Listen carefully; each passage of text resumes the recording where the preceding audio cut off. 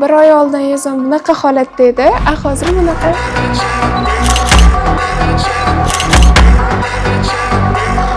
Men bir oy oldin doktor Zarina Husayn qizining oldilariga чувствительный koja bilan kelgan edim. Oradan bir oy o'tdi. Menga yuzimga mos produktlarni tanlab berdilar.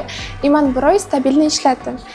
Rezultat reально zo'r bo'ldi. Sizlarga ham maslahat beraman. Mening yuzim чувствительный koja edi. Sal oddiy suvga ham qizarib ketardi.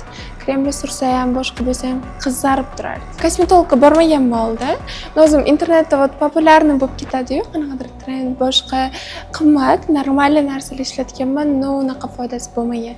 Baba qizarib ketardi. Meni chaqirishdi, bitta tanishim chaqirdi, kelib ko'rdim, o'sha o'zlarining produktlarini berdilar, ishlatishni boshladim.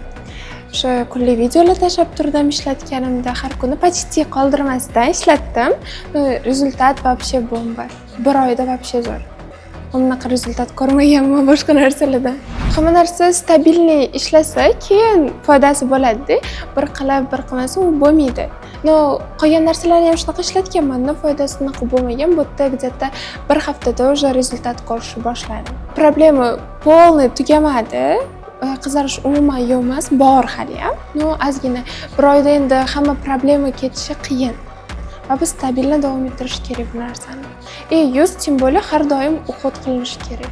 O'zi samostoятельно nimadir olmasdan, baribir biladigan odamning oldiga borib, maslahatlashib, keyin yuziga nimadir ishlatishini. Потому что чувствительный kojaga hamma narsa ham tushavermaydi. Agar noto'g'ri produkt olib qo'yadigan bo'lsa, battar bo'lib ketadi. Buni samostoятельно qilish kerak emas. Agar sizda ham yuzingiz menikiga o'xshagan чувствительный koja bo'lsa, men sizga dermoskinni tavsiya qilaman.